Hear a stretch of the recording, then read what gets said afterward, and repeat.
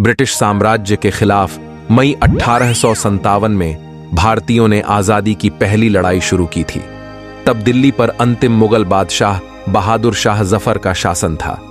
उर्दू के जाने माने शायर बहादुर शाह की अगुवाई में ही पहला स्वाधीनता संग्राम हुआ था।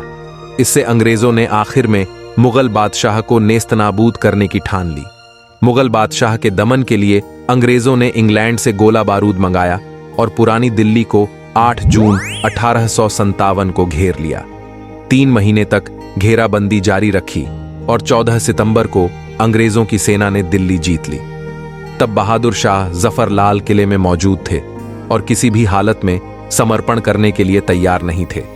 आखिरकार 17 सितंबर को उन्होंने पूरे परिवार के साथ लाल किले को छोड़कर अजमेरी गेट होते हुए पुराने किले में जाने का फैसला किया। फिर अंग्रेजों को 20 सितंबर को खुफिया सूत्रों के जरिए जानकारी मिल गई कि बादशाह पुराना छोड़कर हुमायूं के मकबरे में पहुंच गए हैं।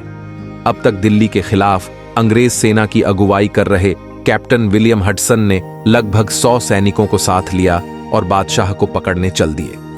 हडसन को इस बात का अंदेशा था कि हुमायूं के मकबरे पर मौजूद बादशाह के लोग और क्रांतिकारी पता नहीं उसके साथ क्या सलूक करें। इसलिए पहले उसने सैनिकों के साथ खुद को मकबरे के पास खंडहरों में छिपा लिया। फिर बादशाह को सरेंडर करने के लिए मजबूर किया। उन्हें कैदी बनाकर उसी किले में ले गए जहां कभी बादशाह का आदेश चलता था। तारीख थी 20 सितंबर 1857। इसके साथ ही भारत पर अंग्रेजों का शासन पूरी तरह से कायम हो गया। बादशाह के सरेंडर के बावजूद उनके बेटे मिर्जा मुगल, मिर्जा सुल्तान और पोते अबू बकर हुमायूं के मकबरे में मौजूद थे। 21 सितंबर को उन्हें भी समर्पण के लिए मजबूर कर दिया गया। फिर आई 22 सितंबर। हडसन तीनों शहजादों को लेकर लाल किले के लिए निकला। तीनों को बताया गया कि उन पर लाल किले में मुकदमा चलेगा।